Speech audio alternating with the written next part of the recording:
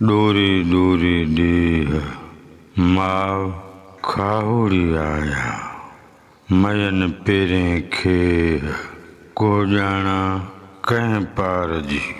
हवालो शाह जो रसालो सुर खाहुड़ी दास्तान टियों बैत सतों नमन लफ्ज़न जी माना बैत जा उहे लफ्ज़ जेके माना ऐं मफ़हूम जे लिहाज़ खां नवां हुजनि।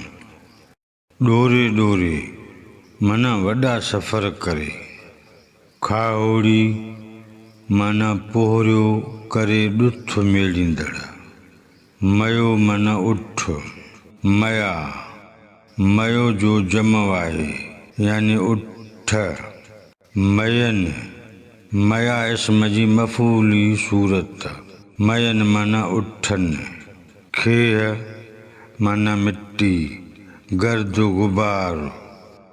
हिन बैत जे ॿिन्ही सिटुनि मिसरनि जी सादी सम्झाणी पढ़िजे थी, जीअं इन सम्झाणीअ जी मदद सां बैत जो मजमूई मतिलब ऐं मफ़हूम सम्झी सघिजे। डोरे डोरे ॾेह माव खाहोड़ी आया, उहा मां खाहोड़ी वॾा सफ़र करे मोटिया आहिनि। मयन पेरें खेह को ॼाणा कंहिं पार जी, संदन उठनि जे पेरनि खे मिटी लॻल आहे, पर ख़बर न आहे उहा मिटी कहिड़े देश जी आहे। हिन बैत जो मजमूई मतिलब ऐं मफ़हूम हीअं बयानु करे सघिबो। डोरे डोरे ॾेह माव खाहोड़ी आया मयन पेरें खेह को ॼाणा कंहिं पार जी।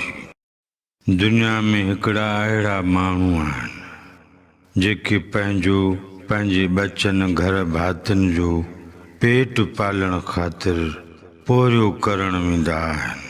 पोरे जी ॻोल्हा में परे परे ताईं हलिया वेंदा आहिनि। कमाई करे घर वरंदे खेनि वॾा ॾींहं गुज़री वेंदा अथनि। लतीफ़ साईं उन्हनि पोरियतनि जी पचर थो करे।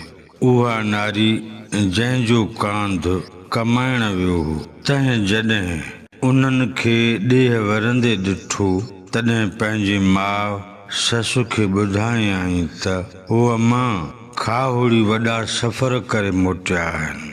उन्हनि जे उठनि जे पेरनि खे मिटी लॻल आहे, पर मिटी अलाह जे कहिड़े मुल्क जी लॻल अथनि, यानी हू न ॼाणा ॾुथ ख़ातिर किथे किथे विया हूंदा।